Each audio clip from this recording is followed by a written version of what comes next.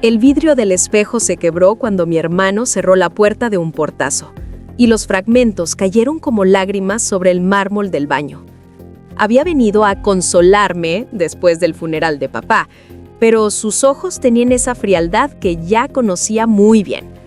«No te preocupes, Valentina», me dijo mientras se ajustaba la corbata negra. «Yo me haré cargo de todo ahora». Sus palabras sonaron como una sentencia, y mi reflejo roto en los pedazos del espejo me mostró la verdad. Ya no era su hermana, era un obstáculo.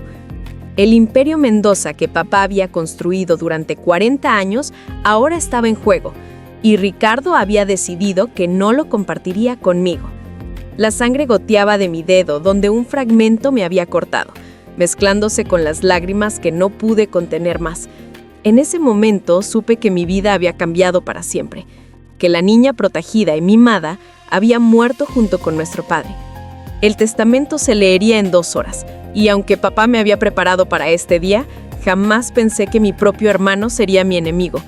Mis manos temblaban mientras limpiaba la sangre con una toalla bordada que mamá había comprado en París años atrás.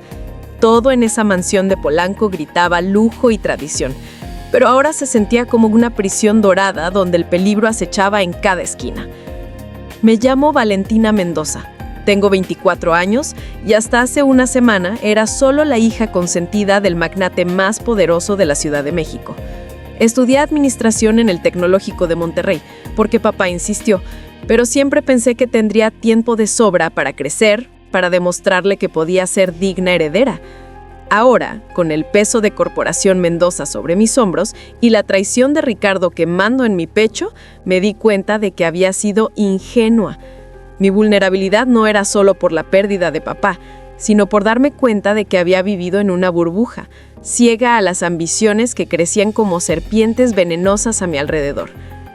El momento exacto en que esta pesadilla comenzó fue hace 3 meses, cuando papá me llamó a su oficina una noche lluviosa de octubre. Estaba pálido, más delgado, y sus manos temblaban mientras firmaba unos documentos que luego guardó en su caja fuerte personal.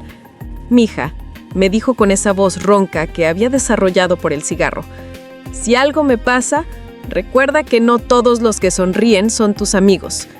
Pensé que estaba siendo dramático por la quimioterapia, pero ahora entiendo que había descubierto algo sobre Ricardo, algo tan grave que decidió cambiar completamente su testamento sin decírselo a nadie. Ricardo apareció en el marco del baño con esa sonrisa falsa que había perfeccionado durante años de juntas directivas y cenas de negocios. «¿Te lastimaste, hermanita?», preguntó, pero en su voz no había ni una pizca de preocupación genuina. Se acercó lentamente y por primera vez en mi vida le tuve miedo a mi propio hermano, ese mismo que me había enseñado a andar en bicicleta cuando tenía 5 años. Sus zapatos italianos caminaron sobre los fragmentos del espejo, aplastándolos, y el sonido se sintió como una promesa siniestra. «Espero que entiendas que los accidentes», hizo una pausa mientras miraba los vidrios rotos, «pueden pasar en cualquier momento». El notario llegó puntual a las 3 de la tarde, como siempre lo había hecho durante los últimos 20 años que trabajó con papá. Don Esteban Herrera era un hombre de pocas palabras, pero de confianza absoluta. Y cuando entró al salón principal con su maletín de cuero gastado, pude ver en sus ojos que sabía exactamente lo que estaba por desatar. Los empleados de la casa se habían reunido en el vestíbulo por respeto, desde la señora Carmen, que nos cuidó desde niños, hasta Miguel, el motorista de papá que siempre permanecía en las sombras. El aire se sentía denso, cargado de expectativas y de secretos que estaban a punto de salir a la luz. Ricardo se había cambiado a un traje gris que lo hacía ver más imponente, más dueño de la situación, pero yo noté cómo se acomodaba la corbata cada 5 minutos.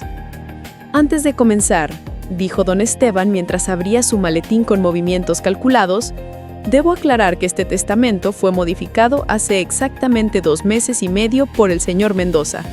Sus palabras cayeron como piedras en un estanque silencioso, creando ondas de sorpresa que se extendieron por todo el salón. Ricardo se enderezó en su silla de terciopelo azul, la misma donde papá solía leer el periódico cada mañana, y por un instante vi un destello de pánico cruzar por sus ojos. La lámpara de cristal que colgaba sobre nosotros proyectaba sombras danzantes en las paredes forradas de libros, creando un ambiente casi teatral para el drama que estaba por desarrollarse. Mis manos sudorosas se aferraron a los reposabrazos de mi silla mientras esperaba escuchar las palabras que cambiarían nuestras vidas para siempre. A mi hija Valentina Mendoza Salinas, comenzó a leer don Esteban con voz firme y clara, le dejo la totalidad de las acciones de Corporación Mendoza, incluyendo todas sus subsidiarias, propiedades y activos financieros. El silencio que siguió fue tan profundo que pude escuchar el tic-tac del reloj de péndulo que había en la esquina, ese mismo reloj que papá había heredado de mi bisabuelo. Ricardo se puso de pie tan bruscamente que su silla se volcó hacia atrás, produciendo un ruido seco que resonó como un disparo en la quietud del salón. Su rostro había perdido todo el color, transformándose en una máscara de incredulidad y furia contenida. «Eso es imposible», murmuró entre dientes, pero su voz temblaba de una manera que jamás había escuchado antes. «A mi hijo Ricardo Mendoza Salinas», continuó el notario sin inmutarse por la reacción, «le dejo una pensión mensual de 50,000 pesos y la casa de Cuernavaca, con la condición de que respete las decisiones empresariales de su hermana». Las palabras golpearon a Ricardo como bofetadas invisibles, y pude ver cómo sus manos se cerraban en puños a los costados de su cuerpo. La casa de Cuernavaca era hermosa, pero comparada con el imperio multimillonario que esperaba heredar, era como recibir migajas de un banquete. Sus ojos se clavaron en los míos con una intensidad que me hizo sentir como si estuviera viendo a un extraño, no al hermano que había compartido conmigo miles de momentos de la infancia. El aire entre nosotros se llenó de una tensión tan densa que parecía que alguien había robado todo el oxígeno del salón. Además, agregó don Esteban mientras les doblaba otra hoja con el sello oficial, el señor Mendoza dejó instrucciones específicas de que Miguel Castellano sea nombrado jefe de seguridad personal de la señorita Valentina, con un salario de 150,000 pesos mensuales. Mis ojos volaron hacia la esquina donde Miguel permanecía de pie, inmóvil como una estatua, vestido con su traje negro impecable que siempre lo hacía pasar desapercibido. Durante 12 años había sido simplemente el chofer silencioso que nos llevaba a donde necesitáramos, pero ahora papá le había dado un rol que jamás habría imaginado. Sus ojos oscuros se encontraron con los míos por un segundo, y en ellos vi algo que no había notado antes. Una determinación férrea que contrastaba con su expresión habitualmente neutra. Ricardo soltó la risa amarga que sonó más como el ladrido de un animal herido. El notario cerró los documentos y guardó todo en su maletín con la misma meticulosidad con que había llegado, pero antes de irse se acercó a mí y me entregó un sobre lacrado. «Su padre me pidió que le diera esto cuando estuvieran solos», me dijo en voz baja, pero no lo suficientemente baja como para que Ricardo no lo escuchara. El sobre tenía mi nombre escrito con la letra elegante de papá, esa caligrafía que había aprendido en el colegio católico de su infancia y que nunca había perdido a pesar de los años. Ricardo se acercó con pasos medidos, como un depredador que acecha a su presa, y pude sentir el peligro emanando de él como calor de una hoguera. Sus labios se curvaron en una sonrisa que no llegaba a sus ojos, y por primera vez en mi vida tuve miedo de quedarme a solas con mi propio hermano. «Creo que tú y yo tenemos mucho de qué hablar, hermanita», dijo con una voz que destilaba veneno disfrazado de miel. Los empleados comenzaron a retirarse uno por uno, murmurando condolencias y promesas de lealtad, pero Miguel se quedó en su lugar como si hubiera echado raíces en el piso de mármol. Ricardo lo notó también, y la tensión entre los dos hombres era tan evidente que parecía que el aire mismo se había vuelto eléctrico. «¿Acaso no tienes trabajo que hacer?», le preguntó Ricardo con ese tono despectivo que solía usar con los empleados cuando creía que nadie lo escuchaba. Miguel no respondió inmediatamente, sino que me miró directamente, esperando alguna señal de mi parte. En ese momento me di cuenta de que las reglas del juego habían cambiado por completo y que cada decisión que tomara a partir de ahora podría ser la diferencia entre la vida y la muerte. La carta de papá pesaba en mis manos como si estuviera hecha de plomo, y sabía que cualquiera que fuera su contenido, sellaría mi destino de una manera irreversible. El reloj de péndulo siguió marcando los segundos con su ritmo hipnótico, pero cada tic-tac sonaba ahora como una cuenta regresiva hacia algo terrible e inevitable. Ricardo se aflojó la corbata con movimientos nerviosos, y pude ver gotas de sudor formándose en su frente a pesar de que el aire acondicionado mantenía el salón fresco. Supongo que papá también te dejó algunos consejos de ultratumba en esa cartita, dijo con sarcasmo, pero había algo desesperado en su voz que me hizo darme cuenta de que tenía más miedo del contenido de esa carta de lo que estaba dispuesto a admitir. Miguel dio un paso casi imperceptible hacia adelante, posicionándose de manera que pudiera reaccionar rápidamente si algo sucedía. La tarde se desvanecía lentamente tras las cortinas de seda del salón, pero yo sabía que la verdadera oscuridad apenas estaba comenzando a caer sobre la familia Mendoza. Esa noche me encerré en mi habitación con la carta de papá, pero mis manos temblaban tanto que tardé 10 minutos en abrirla. La luz de la lámpara de noche creaba sombras danzantes en las paredes color marfil y el silencio de la mansión se sentía pesado, casi amenazante. Mi querida Valentina, comenzaba la carta con esa letra familiar que me tranquilizó por un momento. Si estás leyendo esto, significa que mis sospechas sobre tu hermano eran ciertas. Las palabras he difuminado por las lágrimas que no pude contener, pero continué leyendo con el corazón acelerado. Papá había descubierto que Ricardo había estado desviando fondos de la empresa durante los últimos 2 años, creando cuentas fantasma y asociándose con competidores para debilitar a Corporación Mendoza desde adentro. No solo era ambicioso, era un traidor que había estado planeando mi eliminación desde mucho antes de que papá enfermara. Miguel no es solo un chofer, continuaba la carta. Es Miguel Castellanos Herrera, ex comandante de las Fuerzas Especiales del Ejército Mexicano, y lo contraté específicamente para protegerte cuando descubrí las intenciones de Ricardo. Mis ojos se abrieron como platos mientras leía esas líneas una y otra vez, tratando de procesar la información.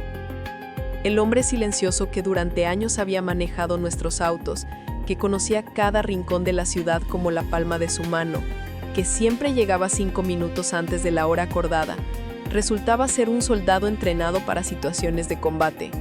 Papá había orquestado todo desde las sombras, preparando mi protección mientras yo vivía ajena al peligro que crecía en mi propia casa. La carta terminaba con una advertencia que me heló la sangre. No confíes en nadie más, ni siquiera los empleados de toda la vida. Ricardo es capaz de comprar lealtades cuando se trata de conseguir lo que quiere. Un ruido en el pasillo me hizo doblar rápidamente la carta y esconderla debajo del colchón, justo cuando escuché los pasos familiares de Ricardo acercándose a mi puerta. Sus nudillos golpearon la madera 3 veces, con esa cadencia que había usado desde que éramos niños para identificarse. «Valentina, ¿puedo pasar?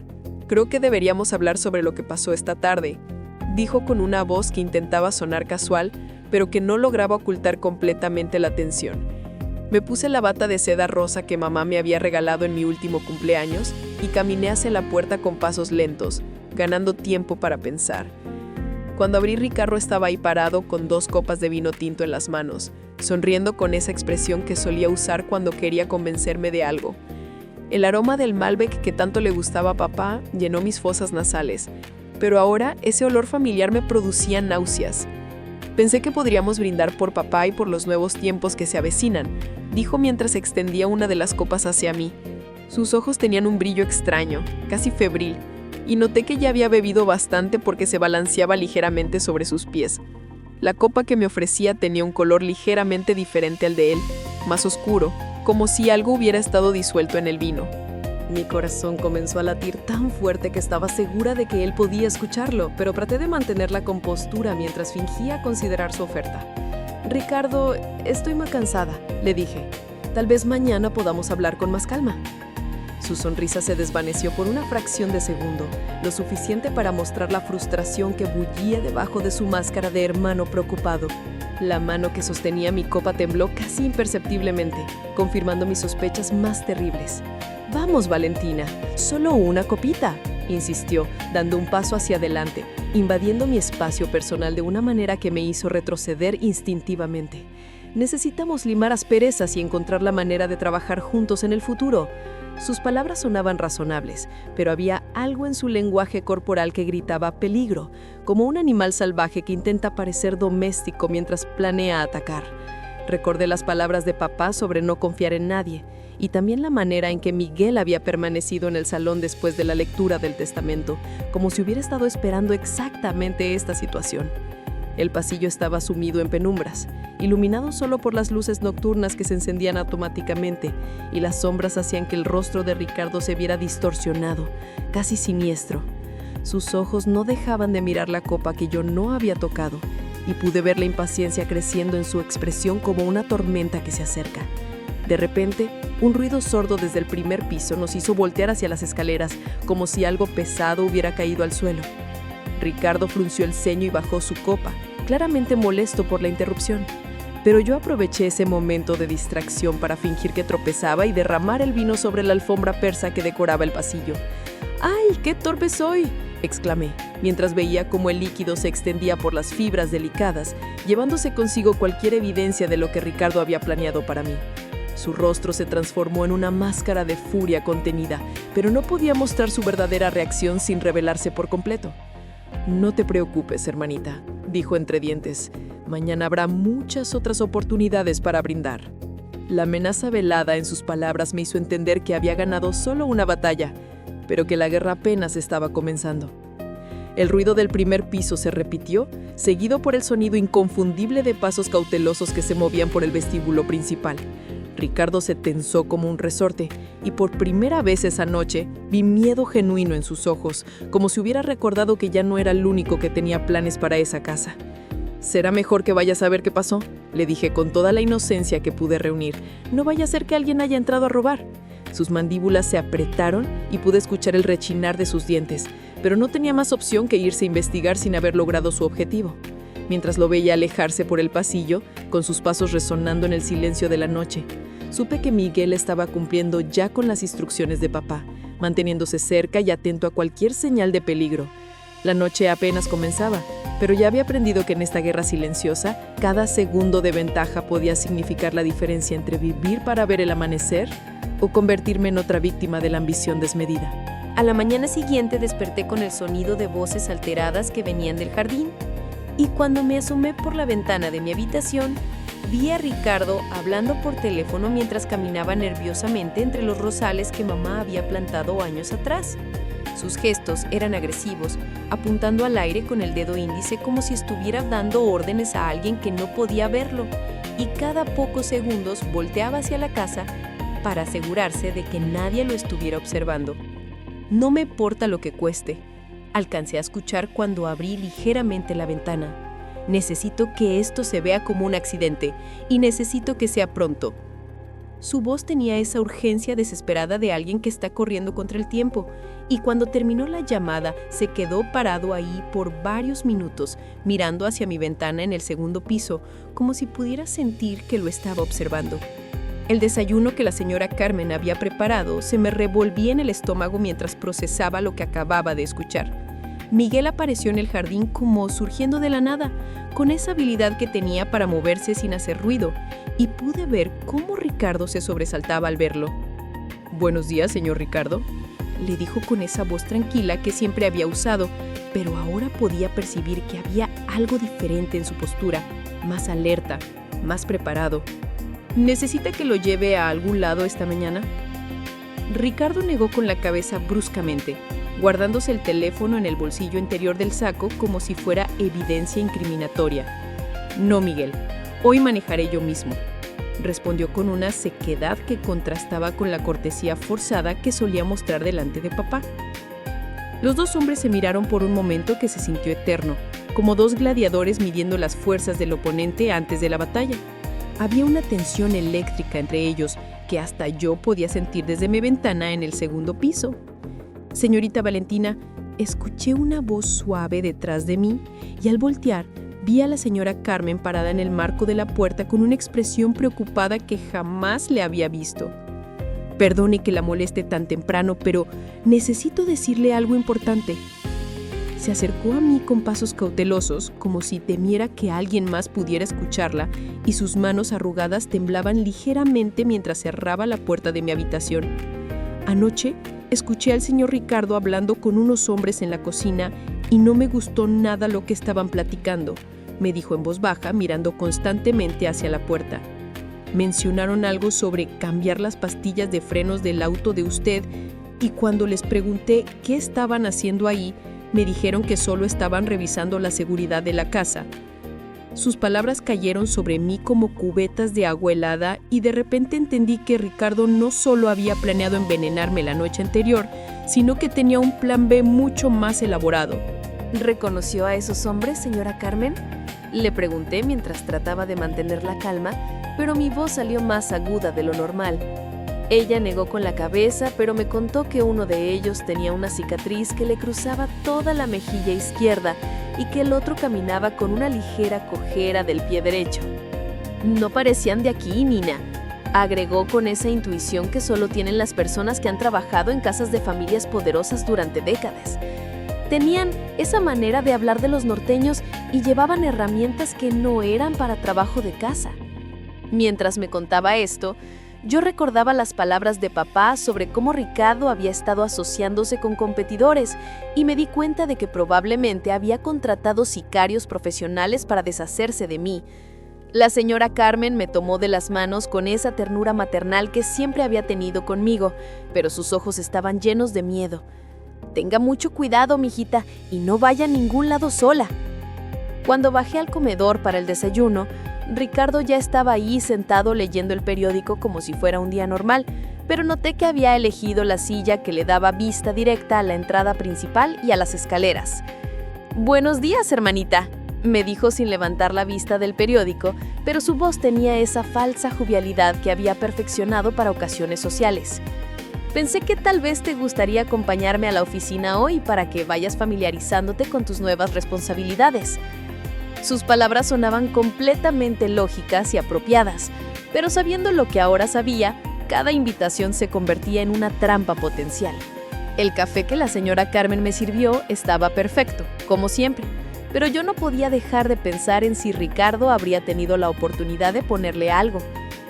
«Creo que prefiero quedarme aquí hoy», le dije mientras fingía revisar mis emails en el teléfono.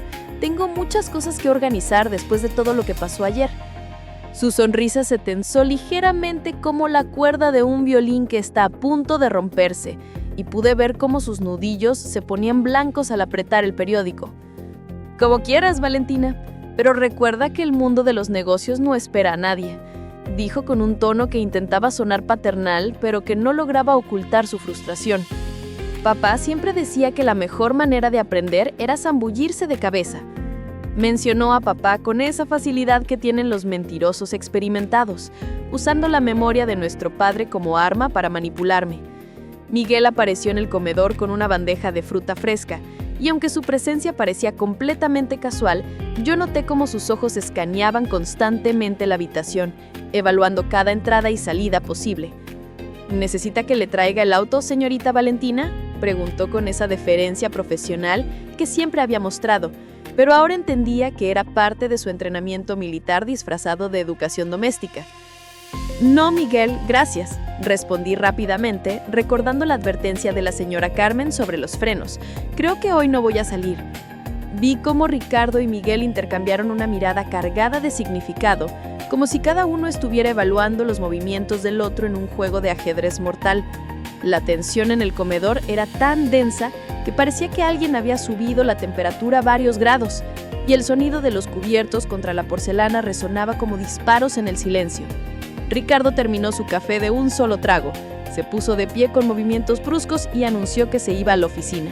Pero antes de salir, se detuvo junto a mi silla y puso una mano en mi hombro que se sintió más como una garra que como un gesto fraternal.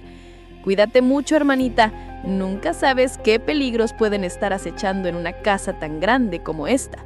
Sus palabras fueron una amenaza apenas disimulada, y cuando se alejó, pude sentir cómo Miguel se tensaba como un resorte a punto de dispararse. Esa tarde decidí explorar la oficina de papá, un lugar que siempre había sido su santuario privado y al que rara vez me permitía entrar cuando estaba vivo. Las cortinas de terciopelo color vino creaban una atmósfera penumbrosa que hacía que cada sombra pareciera esconder secretos, y el aroma a tabaco de pipa, que había impregnado las paredes durante décadas, me envolvió como un abrazo fantasmal. Detrás de su escritorio de caoba maciza, encontré una fotografía que nunca había visto. Papá y Miguel en uniforme militar, parados frente a un helicóptero con las montañas de Chihuahua de fondo. Los dos se veían más jóvenes, más duros, con esa mirada que solo tienen los hombres que han visto combate real. En el reverso de la foto, con la letra de papá, estaba escrito: Miguel Castellanos, el mejor soldado que conocí. Afganistán, 2010. De repente, todas las piezas del rompecabezas comenzaron a encajar de una manera que me dejó sin aliento. Miguel había servido bajo las órdenes de papá en misiones internacionales, y cuando papá se retiró del ejército para dedicarse completamente a los negocios, trajo consigo al soldado más leal de su unidad. Durante todos estos años, mientras yo creía que Miguel era simplemente un chofer eficiente, en realidad había sido mi guardaespaldas encubierto, entrenado para detectar amenazas y neutralizar peligros antes de que yo siquiera los notara. Ahora entiendo por qué nunca tuvimos problemas de seguridad, murmuré para mí misma, mientras guardaba la fotografía en el bolsillo de mi blusa. La caja fuerte estaba abierta, algo que nunca había visto antes. Y adentro encontré expedientes detallados sobre cada empleado de la casa, registros financieros que mostraban las transferencias ilegales de Ricardo y un sobre con mi nombre que contenía llaves que no reconocí.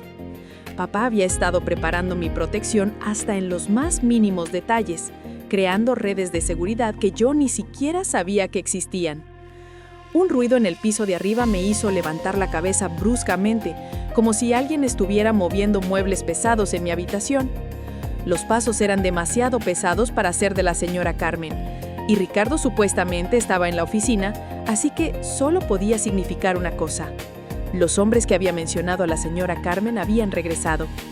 Mi corazón comenzó a latir tan fuerte que podía sentir las pulsaciones en mis oídos y las manos me temblaron mientras marcaba el número de Miguel en el teléfono interno de la casa.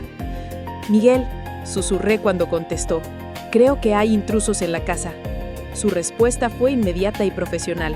«Quédese donde está, señorita, no haga ruido y manténgase alejada de las ventanas». El tono de su voz había cambiado completamente, transformándose en el de un comandante experimentado que había enfrentado situaciones de vida o muerte. Por primera vez en mi vida, me sentí verdaderamente protegida por alguien que sabía exactamente lo que estaba haciendo. Los ruidos del segundo piso se intensificaron y pude escuchar claramente cómo alguien forzaba la cerradura de mi habitación, seguido por el sonido de cajones siendo abiertos violentamente. «Están buscando algo», pensé mientras trataba de controlar mi respiración. «O tal vez están plantando algo para incriminarme». Miguel apareció en la oficina como una sombra silenciosa, moviéndose con esa gracia letal que solo tienen los soldados de élite. Y por primera vez noté que llevaba una pistola discretamente oculta bajo su chaqueta. «¿Cuántos son?», le pregunté en voz baja, pero él me hizo una seña para que guardara silencio mientras escuchaba atentamente los sonidos que venían de arriba. Sus ojos se habían endurecido, transformándose en los de un depredador que ha detectado una amenaza, y pude ver cómo evaluaba mentalmente todas las rutas de escape y puntos de defensa de la casa. «2 hombres», murmuró finalmente, «armados pero no profesionales. Probablemente sicarios de poca monta contratados por su hermano». «Señorita Valentina», me dijo Miguel mientras sacaba un segundo arma de un compartimiento secreto del escritorio de papá. «Quiero que tome esto y se dirija al sótano por la escalera de servicio». La pistola se sentía fría y pesada en mis manos, completamente ajena a todo lo que había conocido en mi vida privilegiada. Pero Miguel me enseñó rápidamente cómo quitarle el seguro y cómo sostenerla correctamente. «En el sótano hay un búnker que su padre construyó hace 5 años», me explicó mientras verificaba su propia arma con movimientos automáticos que hablaban de años de entrenamiento. «La puerta está detrás de la estantería de vinos y las llaves que encontró en la caja fuerte abren esa habitación». Sus instrucciones eran claras y precisas, pero la urgencia en su voz me hizo entender que la situación era más grave de lo que había imaginado. Los pasos de arriba se habían detenido, lo que significaba que los intrusos habían terminado su búsqueda y probablemente se dirigían hacia abajo. «Dale like y suscríbete al canal para seguir esta historia increíble». Miguel se posicionó estratégicamente detrás de la puerta de la oficina con su arma lista y todos sus sentidos alerta como un felino a punto de atacar. Cuando yo le dé la señal, corra hacia la cocina y no se detenga hasta llegar al sótano. Me instruyó con esa calma que solo tienen las personas que han enfrentado el peligro real múltiples veces. No importa lo que escuche, no voltee hacia atrás hasta que esté segura en el búnker.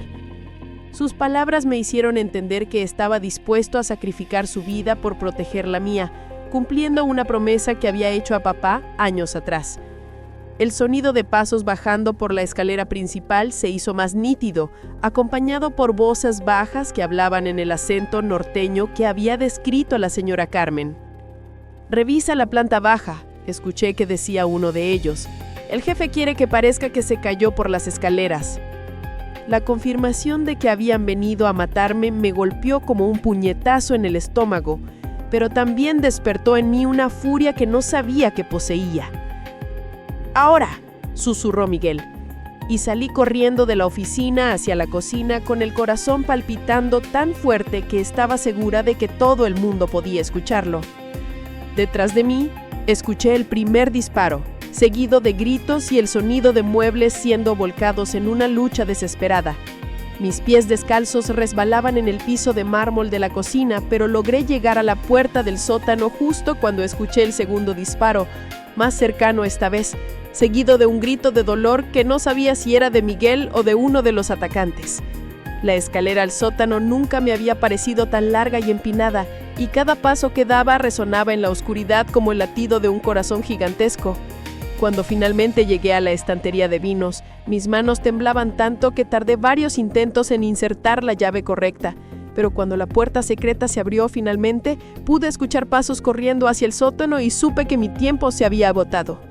El búnker era más sofisticado de lo que había imaginado, con paredes forradas de acero, un sistema de ventilación silencioso y monitores que mostraban todas las cámaras de seguridad de la mansión. Papá había construido un centro de comando completo, equipado con provisiones para varios días, armas adicionales y un sistema de comunicación directo con las autoridades. En una de las pantallas pude ver cómo Miguel luchaba contra dos hombres en el vestíbulo principal, moviéndose con una precisión letal que convertía el elegante salón de mi casa en un campo de batalla. Uno de los atacantes ya estaba en el suelo, inmóvil, mientras el otro trataba desesperadamente de apuntar su arma hacia Miguel. Pero el entrenamiento militar de mi protector era claramente superior. «Vamos, Miguel», murmuré mientras lo veía esquivar los disparos con movimientos que parecían una danza mortal. «Tú puedes con ellos». El sonido amortiguado de la batalla llegaba hasta el búnker como un eco distante, pero cada disparo me hacía saltar del nerviosismo. De repente, la pantalla que mostraba la entrada principal se iluminó con las luces de varios autos llegando a la mansión, y mi corazón se hundió al reconocer el BMW negro de Ricardo entre ellos. «No puede ser», susurré mientras veía cómo mi hermano bajaba del auto acompañado por 4 hombres más, todos vestidos de traje, pero con esa postura que delataba que llevaban armas ocultas. Ricardo había traído refuerzos, convirtiendo lo que debería haber sido un accidente simple en una operación militar para eliminarme. Los monitores me permitían escuchar las conversaciones a través del sistema de intercomunicación, y las palabras de Ricardo me congelaron la sangre. «Quiero que parezca que hubo un robo violento. Maten a todos los testigos y asegúrense de que mi hermana no salga viva de esta casa». Su voz no tenía ni una pizca de la calidez fraternal que había fingido durante años, solo la frialdad calculadora de un hombre dispuesto a cualquier cosa por conseguir el poder. Miguel había logrado neutralizar al segundo atacante, pero ahora estaba atrapado en el vestíbulo mientras los refuerzos de Ricardo rodeaban la casa desde todas las direcciones posibles. En los monitores pude ver cómo se movía estratégicamente, usando los muebles como cobertura y aprovechando su conocimiento íntimo de cada rincón de la mansión para mantenerse un paso adelante de sus perseguidores. «Señorita Valentina», escuché su voz a través del sistema de intercomunicación del búnker. «Necesita salir de ahí inmediatamente. Hay un túnel de escape detrás del panel izquierdo que lleva al garaje subterráneo». Sus instrucciones llegaban entrecortadas por el sonido de disparos y movimiento, pero pude entender que papá había construido más medidas de seguridad de las que imaginaba. El auto blindado tiene las llaves puestas y hay un teléfono satelital en la guantera para que llame a las autoridades cuando esté segura. Su profesionalismo bajo presión eran impresionantes, pero yo podía escuchar en su voz que estaba siendo superado numéricamente. No voy a dejarte solo, le respondí a través del micrófono, aunque sabía que era una locura quedarme. Miguel, has arriesgado tu vida por mí, no puedo simplemente huir y abandonarte. Su respuesta fue inmediata y firme. Señorita, mi trabajo es protegerla, y no puedo hacer eso si usted está aquí expuesta al peligro. Mientras hablábamos, Ricardo y sus hombres habían entrado a la casa y pude escuchar sus voces acercándose al sótano. «Buscan en cada habitación», ordenaba Ricardo con esa autoridad que había aprendido dirigiendo juntas empresariales. «Ella debe estar escondida en algún lugar». La ironía de que mi propio hermano estuviera cazándome como a un animal en la casa donde habíamos crecido juntos me llenó de una rabia que jamás había sentido antes. En los monitores pude ver cómo la señora Carmen se escondía en la despensa, aterrorizada pero tratando de mantenerse invisible para no convertirse en otra víctima de la locura de Ricardo. El panel secreto que Miguel había mencionado se abrió con un clic silencioso, revelando un túnel iluminado que se extendía hacia la oscuridad. Antes de irme, tomé una de las armas adicionales del búnker y grabé un mensaje en el sistema de seguridad, explicando todo lo que había descubierto sobre Ricardo y dejando evidencia de sus crímenes para cuando las autoridades finalmente llegaran. «Si algo me pasa», dije dirigiéndome a la cámara, «quiero que sepan que mi hermano, Ricardo Mendoza, es responsable de todo esto». El túnel era más largo de lo esperado, con paredes de concreto que absorbían el sonido y luces LED que se activaban automáticamente mientras avanzaba. Cada paso que daba me alejaba de Miguel, pero sabía que quedarme solo haría que su sacrificio fuera en vano. El aire del túnel era fresco y llevaba un ligero aroma a gasolina, indicando que estaba cerca del garaje subterráneo que papá había construido para emergencias exactamente como esta. Cuando finalmente llegué al garaje, encontré un Mercedes blindado negro que parecía más un tanque que un auto de lujo, con cristales a prueba de balas y un motor que ronroneaba suavemente como si hubiera estado esperando este momento. Las llaves estaban efectivamente puestas y el teléfono satelital en la guantera tenía números premarcados para contactos de emergencia que papá había establecido años atrás. «Miguel», hablé por el sistema de comunicación una última vez. «Estoy en el garaje, pero no me voy sin saber que estás bien». Su respuesta tardó varios segundos que se sintieron como horas, y cuando finalmente escuché su voz, sonaba cansada pero determinada. «Salga de ahí ahora, señorita. Voy a crear una distracción para que pueda escapar sin que la sigan». Antes de que pudiera protestar, los monitores del garaje mostraron una explosión en el ala este de la casa, seguida de gritos y confusión entre los hombres de Ricardo. Miguel había activado algún tipo de dispositivo de emergencia, sacrificando parte de la mansión para darme la oportunidad de huir. El motor del Mercedes rugió cuando pisé el acelerador, y el auto blindado atravesó la puerta del garaje como si fuera papel, emergiendo en los jardines traseros de la propiedad mientras las llamas comenzaban a devorar una sección de la casa donde habíamos crecido juntos. En el espejo retrovisor pude ver cómo varios hombres corrían tratando de controlar el fuego y la situación, pero ya era demasiado tarde para detenerme. «Miguel», murmuré mientras manejaba por las calles oscuras de Polanco. «Resiste, por favor, resiste».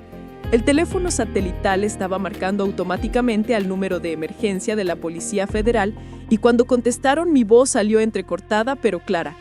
«Soy Valentina Mendoza.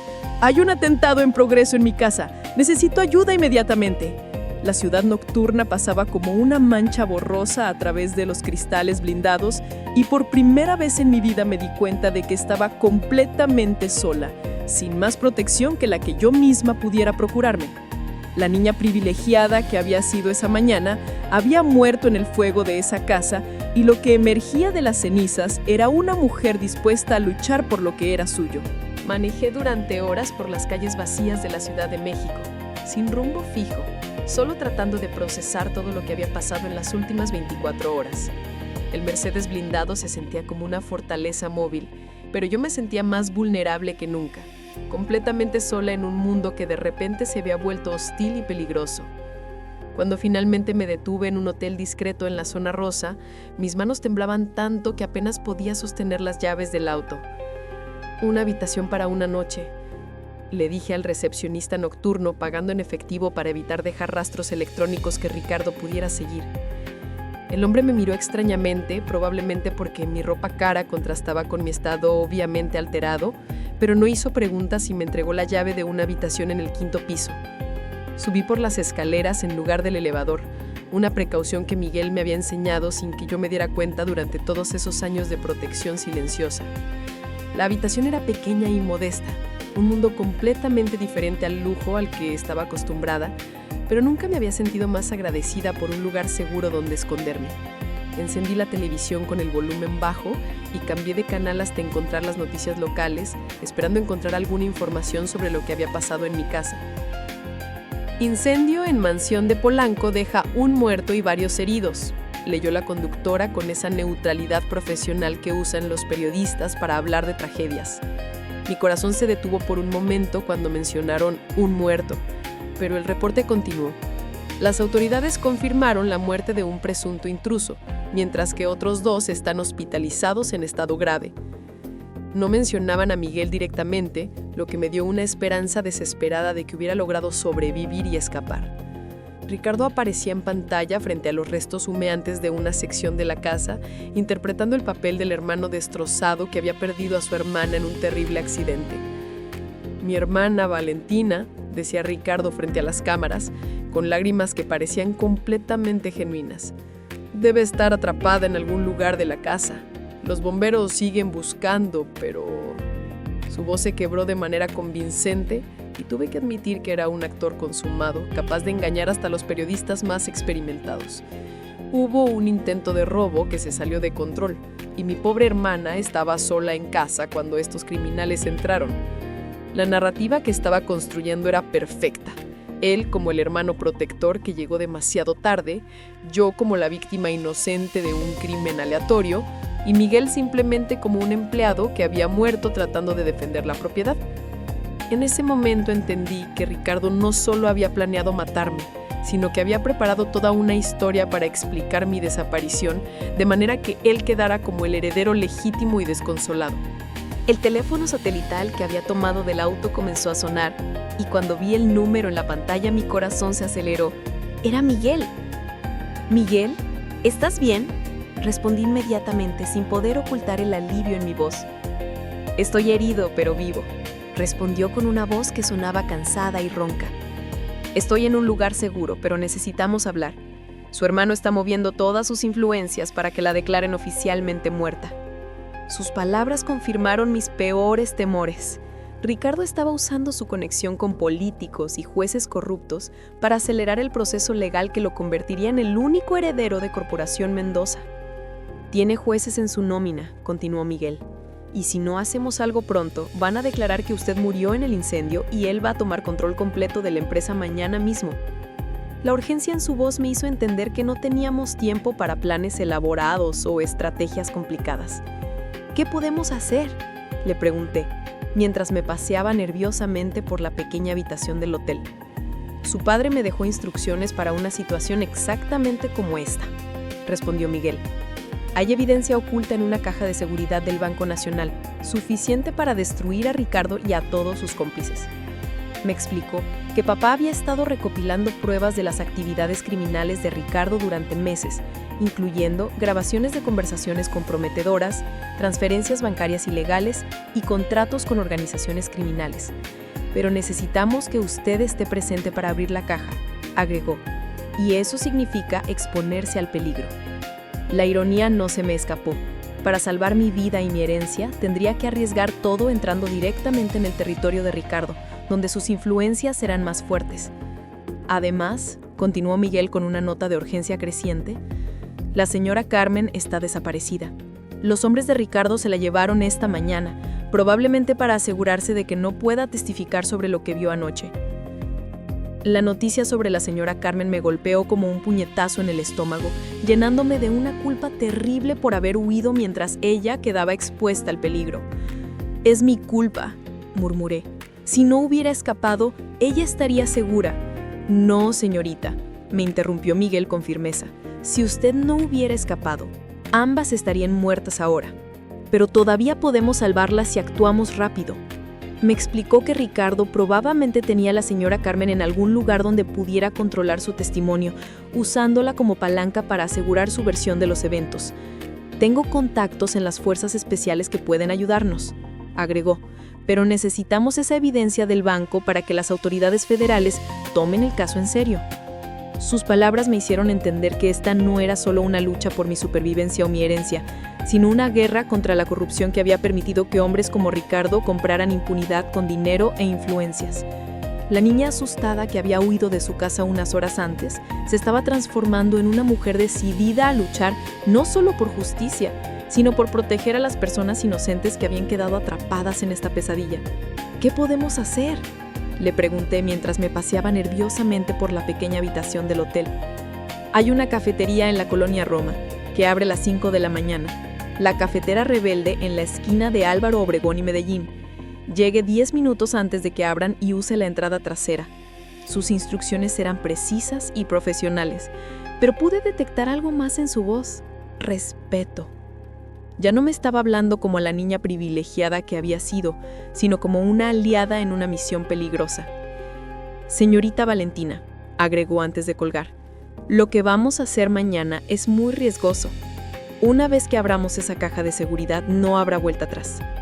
Sus palabras me hicieron entender que estaba a punto de cruzar una línea que me cambiaría para siempre, pero ya no había espacio para dudas o miedos.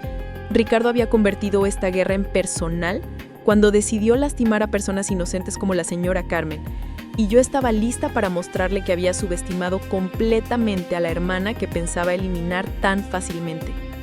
La madrugada se acercaba lentamente, trayendo consigo la promesa de una confrontación final que determinaría no solo quién controlaría el Imperio Mendoza, sino quién sobreviviría para contarlo. El amanecer en la Ciudad de México nunca me había parecido tan ominoso como esa madrugada cuando salí del hotel rumbo al café donde me encontraría con Miguel. Las calles estaban cubiertas por una neblina ligera que hacía que todo se viera borroso y surreal, como si estuviera moviéndome a través de un sueño del que no podía despertar.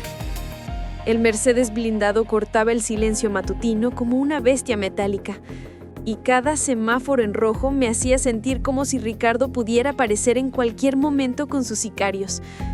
«Tranquila, Valentina», me repetía mientras manejaba por las calles vacías. «Papá te preparó para esto. Miguel está contigo y tienes evidencia suficiente para destruir a Ricardo». Pero por más que tratara de calmarme, mis manos seguían temblando sobre el volante, y cada sombra me parecía una amenaza potencial. Cuando finalmente llegué a la colonia Roma, el barrio se sentía diferente de como lo recordaba de mis visitas ocasionales. Más crudo, más real, más peligroso. El café La Cafetera Rebelde era exactamente el tipo de lugar donde nunca habría puesto un pie en mi vida anterior, con paredes descascaradas y ventanas empañadas que habían visto mejores tiempos. Estacioné el auto una cuadra antes y caminé hacia la entrada trasera, sintiendo como cada paso me alejaba más del mundo privilegiado donde había crecido y me acercaba a una realidad que jamás había imaginado vivir. Miguel ya estaba ahí, esperando en las sombras del callejón, pero cuando lo vi me quedé sin aliento. Tenía el brazo izquierdo en cabestrillo, una venda que le cubría la mitad de la frente y su ropa estaba manchada con sangre seca. «No se preocupe por mí», me dijo al ver mi expresión de horror. «He estado peor que eso en Afganistán». Su sonrisa era forzada pero genuina, y pude ver en sus ojos que el dolor físico era lo de menos comparado con la determinación que ardía en su interior. «¿Está lista para esto, señorita? Porque una vez que entremos a ese banco, Ricardo va a saber inmediatamente que seguimos vivos». «Más que lista», le respondí con una convicción que me sorprendió a mí misma. «Ese hijo de perra se va a arrepentir del día que decidió traicionar a nuestra familia». Miguel asintió con aprobación, pero luego su expresión se volvió más seria. «Antes de ir al banco hay algo que debes saber», me dijo mientras sacaba un teléfono celular del bolsillo. Logré interceptar algunas comunicaciones de Ricardo anoche. La pantalla mostraba mensajes de texto entre Ricardo y alguien identificado como el coronel.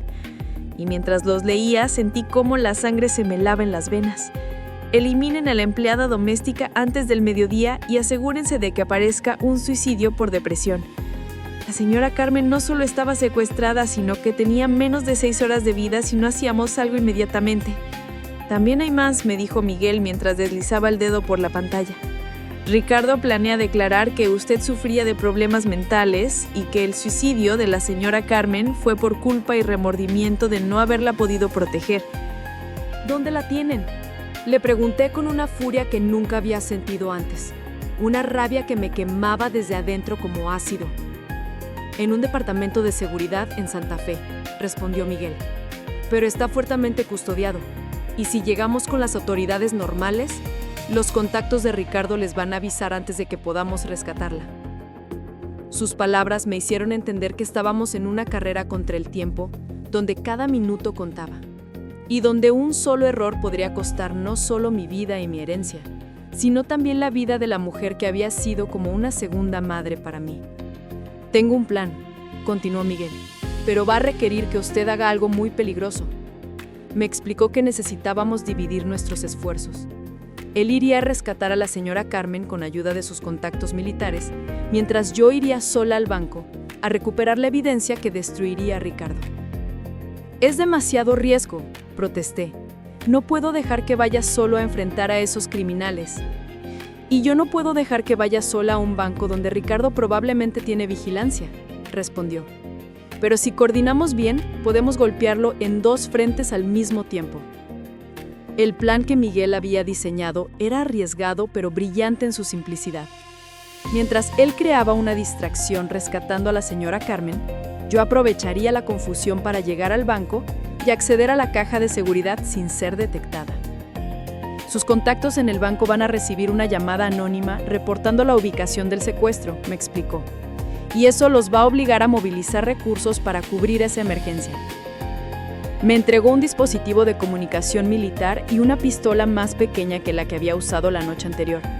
Este comunicador tiene alcance de 20 kilómetros y frecuencia encriptada, me dijo mientras me mostraba cómo usarlo. Manténgase en contacto constante y si algo sale mal, aborte la misión inmediatamente. Sus instrucciones eran claras, pero pude ver en sus ojos la preocupación que trataba de ocultar detrás de su profesionalismo. Miguel, le dije tomándolo del brazo bueno, promete que vas a regresar con la señora Carmen.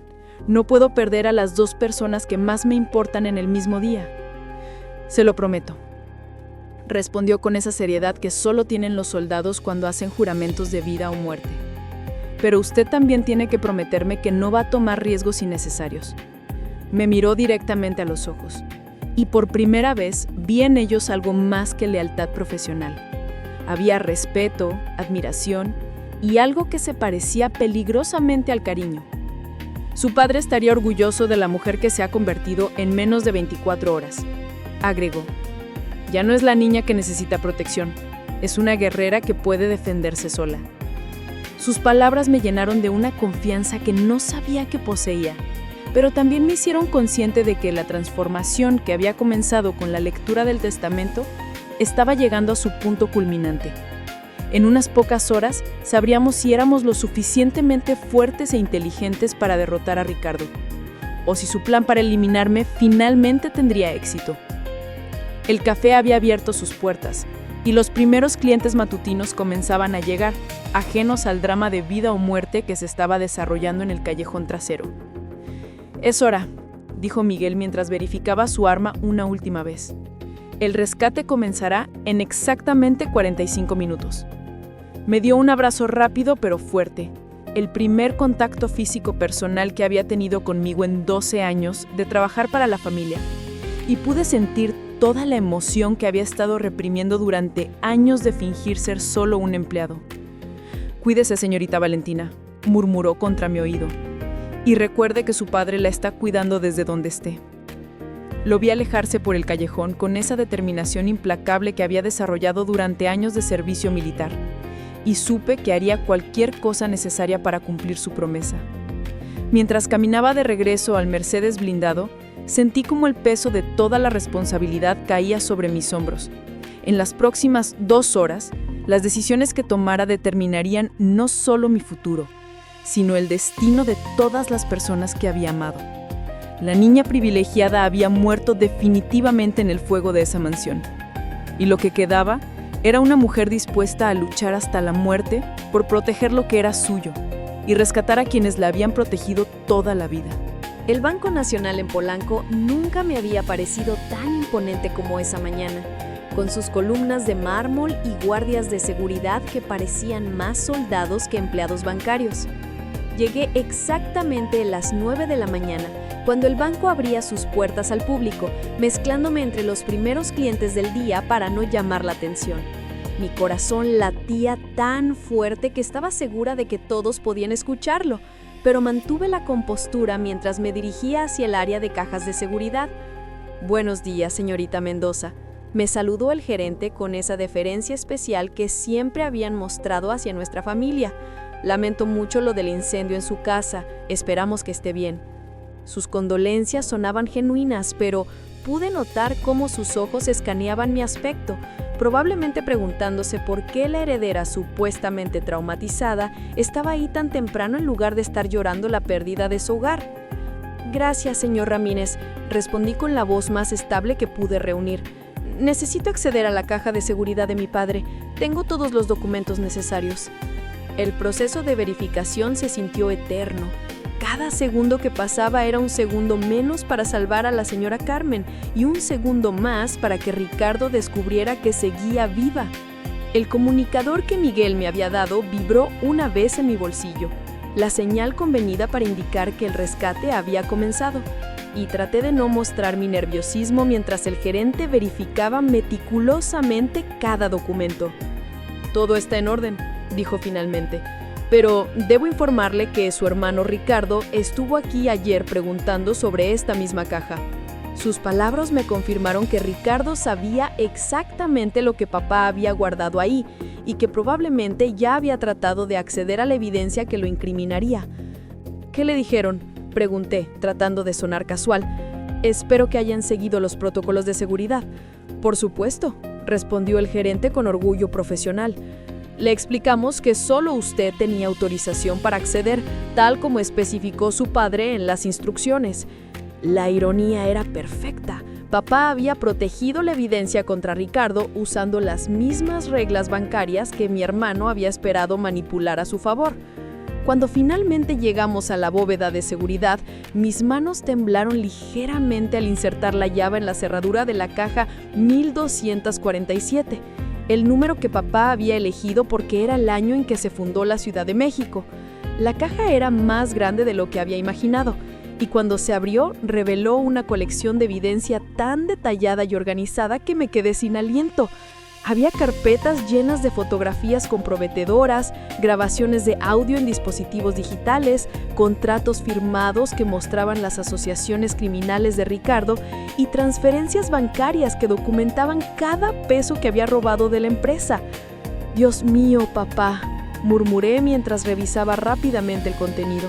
«Sabías exactamente lo que estaba haciendo Ricardo desde el principio». Una carta sellada con mi nombre estaba encima de todo, y cuando la abrí, las primeras líneas me hicieron entender por qué papá había esperado hasta el último momento para actuar. «Mi querida Valentina, si estás leyendo esto, significa que Ricardo finalmente mostró su verdadera naturaleza.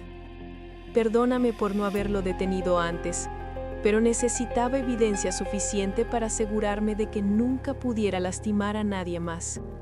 El comunicador vibró 2 veces, indicando que Miguel había encontrado a la señora Carmen, pero que había complicaciones, y supe que tenía que moverme más rápido. Metí toda la evidencia en una bolsa de lona que había traído y le dije al gerente que necesitaba hacer copias urgentes de algunos documentos en las oficinas del banco. «Por supuesto, señorita», respondió mientras me escoltaba hacia el área administrativa. «Uso el tiempo que necesite». Mientras las máquinas copiaban la evidencia más crucial, llamé discretamente al número de emergencia que papá había programado en el teléfono satelital, un contacto directo con la Procuraduría General que saltaba a todos los niveles de burocracia corrupta. «Habla Valentina Mendoza», dije cuando contestaron. «Tengo evidencia de corrupción y crímenes que involucran a funcionarios de alto nivel. Necesito una cita urgente con el procurador». La voz del otro lado se tornó inmediatamente seria cuando mencioné mi nombre, y me dijeron que enviarían una escolta federal para recogerme en el banco en 20 minutos. El plan estaba funcionando, pero la parte más peligrosa apenas estaba comenzando. El comunicador vibró 3 veces, la señal de emergencia, y mi sangre se engeló cuando escuché la voz tensa de Miguel. «Señorita, nos tendieron una trampa. La señora Carmen no está aquí y hay sicarios rodeando mi posición». Sus palabras llegaron entrecortadas por el sonido de disparos de fondo, y entendí inmediatamente que Ricardo había usado a la señora Carmen como cebo para traer a Miguel a una emboscada. «Miguel, sal de ahí inmediatamente», le respondí tratando de mantener la voz baja para no alarmar a los empleados del banco. «El plan cambió, aborta la misión». «No puedo», respondió entre jadeos. «Están usando a la señora Carmen como escudo humano. Si me voy, la van a matar». La situación se había vuelto imposible. Miguel estaba atrapado en una batalla que no podía ganar. La señora Carmen seguía en peligro mortal, y yo tenía que decidir si esperar a la escolta federal o arriesgar todo tratando de ayudar a las personas que habían arriesgado sus vidas por mí. La evidencia en mis manos podía destruir a Ricardo legalmente, pero las personas que más me importaban podrían estar muertas antes de que la justicia pudiera actuar. «Señor Ramírez», le dije al gerente con toda la autoridad que pude reunir, «necesito que llame inmediatamente a la Policía Federal y les diga que hay un secuestro en progreso en Santa Fe, edificio Torres del Sol, piso 12». Sus ojos se abrieron como platos al darse cuenta de que algo muy serio estaba pasando, pero asintió y tomó el teléfono inmediatamente. También, mientras guardaba las copias de la evidencia, «Si algo me pasa, entregue todo lo que hay en esa bolsa a la Procuraduría General. Es evidencia de crímenes federales». El comunicador vibraba constantemente ahora, indicando que Miguel estaba en peligro extremo, y supe que tenía que tomar la decisión más difícil de mi vida: seguir el plan seguro y esperar a las autoridades, o arriesgar todo para salvar a las personas que había amado como familia. «La escolta federal llegará en 10 minutos», me informó el gerente después de colgar, «pero la Policía Federal ya está en camino al edificio que mencionó». Sus palabras me dieron una esperanza desesperada de que podríamos salvar a todos, pero el tiempo seguía corriendo en nuestra contra. El sonido de sirenas comenzó a escucharse en la distancia, acercándose rápidamente al banco, y por un momento pensé que era la escolta federal llegando temprano, pero cuando miré por la ventana, mi corazón se detuvo. Era Ricardo, llegando con una caravana de autos oficiales que llevaban las placas del gobierno. «Hijo de perra», murmuré al darme cuenta de que había usado sus contactos para llegar al banco antes que las autoridades federales, probablemente con una orden judicial falsa para confiscar la evidencia. «Señor Ramírez», le dije con urgencia extrema, «mi hermano viene hacia acá con documentos falsificados. No le entreguen nada sin verificar con la Procuraduría General primero». El gerente se veía confundido y aterrorizado, atrapado entre los hermanos Mendoza en lo que obviamente era una guerra familiar que había escalado más allá de sus peores pesadillas. Ricardo había logrado convertir lo que debería haber sido mi victoria en una trampa final, y ahora tanto Miguel como yo estábamos corriendo a confrontaciones que podrían ser nuestro final. El comunicador se había quedado silencioso, y no sabía si eso significaba que Miguel había logrado escapar o que había perdido la batalla final contra los sicarios de mi hermano. Ricardo entró al banco como un huracán, acompañado por 2 hombres que llevaban placas federales falsas y una orden judicial que parecía completamente oficial. «¡Valentina!», gritó al verme, fingiendo sorpresa y alivio. «Gracias a Dios que estás viva. Todos pensamos que habías muerto en el incendio». Sus brazos se extendieron hacia mí como si fuera a abrazarme, pero yo di un paso atrás, manteniéndome cerca del gerente que seguía sosteniendo el teléfono. «Lamento informarle, señor Mendoza», dijo el señor Ramírez con voz temblorosa, «pero ya contacté a la Procuraduría General como me indicó su hermana, y están en camino». La expresión de Ricardo cambió instantáneamente. La máscara de hermano preocupado se desplomó para revelar la furia asesina que había estado ocultando. «Valentina», me dijo con una voz que destilaba veneno, «no sabes el error que acabas de cometer». Sus acompañantes se posicionaron estratégicamente bloqueando las salidas, y me di cuenta de que había caído en la misma trampa que Miguel. El banco se había convertido en el escenario de nuestra confrontación final, rodeado de testigos inocentes que ahora estaban en peligro por mi culpa. «Ricardo», le dije con una calma que no sabía que poseía, «papá sabía exactamente quién eras desde hace años». Saqué algunas de las fotografías más comprometedoras de la bolsa y se las mostré, viendo cómo su rostro se ponía pálido al reconocer imágenes de él entregando dinero a sicarios y firmando contratos con carteles. Todo está documentado, continué, mientras otros clientes del banco comenzaban a darse cuenta de que algo extraño estaba pasando. Cada peso que robaste, cada vida que pusiste en peligro, cada traición que cometiste contra nuestra familia. Sus manos se cerraron en puños, y pude ver cómo la desesperación reemplazaba la arrogancia en sus ojos. ¿Pensabas que eras más inteligente que papá?, agregué, con una sonrisa que sabía que lo enfurecería. Pero él te tendió la trampa perfecta desde su tumba. El comunicador en mi bolsillo vibró una vez, una señal que reconocí inmediatamente. Miguel estaba vivo, y había logrado rescatar a la señora Carmen. Todo el plan había funcionado exactamente como papá lo había diseñado, y Ricardo se estaba dando cuenta de que había perdido completamente. «No importa lo que tengas ahí», dijo Ricardo con esa desesperación de los animales acorralados. «Nadie va a creer a una niña traumatizada por la muerte de su padre». Hizo una seña a sus hombres, que comenzaron a acercarse lentamente, pero en ese momento, las sirenas de la Policía Federal se escucharon acercándose rápidamente al banco. «¡Señor Mendoza!», le gritó el gerente desde detrás de su escritorio. La Procuraduría confirmó la autenticidad de su denuncia y hay agentes federales rodeando el edificio ahora mismo. Las palabras del gerente fueron como una sentencia de muerte para Ricardo, que se dio cuenta de que todas sus influencias corruptas no podrían salvarlo de la evidencia abrumadora que papá había compilado durante años. «Esto no se queda así, Valentina», me amenazó mientras retrocedía hacia la salida. «Aunque me arresten, tengo contactos que van a asegurar que no vivas para testificar». Sus amenazas sonaron huecas y desesperadas. Las palabras de un hombre que sabía que su reino de corrupción se estaba desmoronando ante sus ojos. Los agentes federales entraron al banco con esa eficiencia letal que solo tienen las fuerzas especiales entrenadas, rodeando inmediatamente a Ricardo y sus cómplices antes de que pudieran reaccionar. «Ricardo Mendoza», anunció el comandante mientras le ponían las esposas, «queda arrestado por conspiración, asesinato, fraude y asociación delictuosa». Ver a mi hermano esposado y humillado delante de todos los testigos me produjo una mezcla extraña de satisfacción y tristeza, porque a pesar de todo lo que había hecho, seguía siendo el niño que me había enseñado a andar en bicicleta años atrás. «Valentina», me gritó mientras se lo llevaban, «esto es culpa tuya. Papá te amaba más y eso me volvió loco». Sus palabras finales fueron una confesión involuntaria que confirmó lo que siempre había sospechado. Su traición no había sido solo por dinero, sino por celos y resentimiento que había estado creciendo durante años. Lo vi desaparecer por la puerta del banco y supe que era la última vez que lo vería como hermano.